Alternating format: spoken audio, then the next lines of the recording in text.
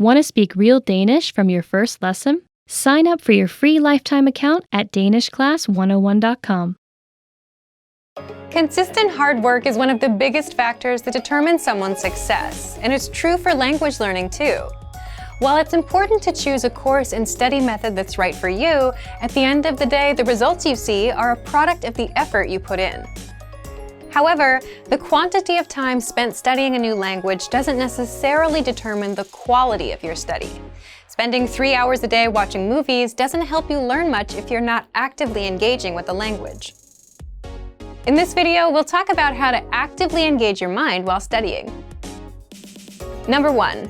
Think of your brain as a muscle.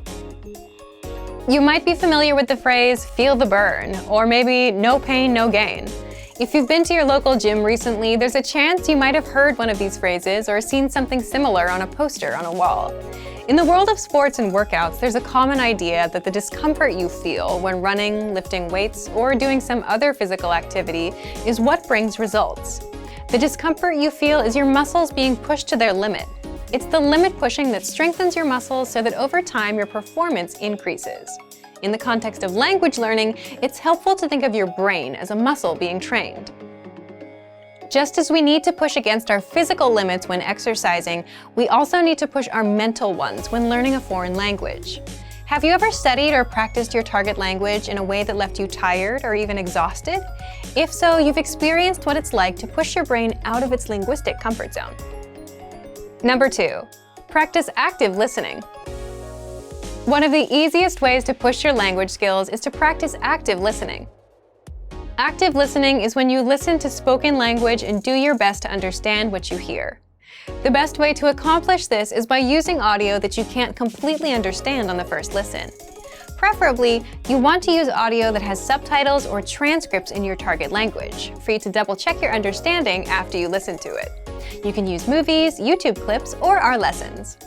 During this exercise, you might feel like you're able to pick out only a few words here and there. During this practice session, you should listen to the audio several times. The first time around, it's okay if no words or just a few words stick out to you. Simply make a mental note of any words or sounds you recognize. The second time you listen, you're likely to recognize a little more than you did the previous time. Expect similar results with your third or even fourth time listening. When you reach a point where you can't understand any more words, go ahead and look at the subtitles or transcripts. Listen to the audio again and read along with the text. Odds are that you'll see words in the text you know, but didn't hear correctly. You're also likely to encounter words that are new to you completely. As you play back the audio and read along, try to guess what these words mean from the context of the words around them. After you've read along a couple times, look up the unfamiliar words in a dictionary or translator app.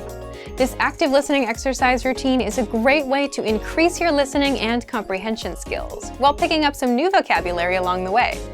It also allows you to learn new words in context, which itself is a powerful way to help you retain what you study. Number 3. Practicing with native speakers. Practicing with native speakers is the best way to push your language skills. Using what you've studied to communicate in real time is how you'll really challenge yourself. Try to connect with a native speaker on a weekly basis. Remember, consistency is important when you're learning a foreign language. If you live in a large metropolitan area, then there's a chance that there are some local native speakers nearby. Try visiting a local language exchange or meetup group to make the necessary connections. If you're unable to find a practice partner locally, then you can take your search online. There are a number of sites that help you find and connect with other language learners from around the world. For example, if you're a native English speaker learning a new language, you can find a native speaker of your target language who is learning English. There are tons of language learners around the world who have learned or are learning a second language. You're likely to find someone who knows your target language and is looking to improve his or her English.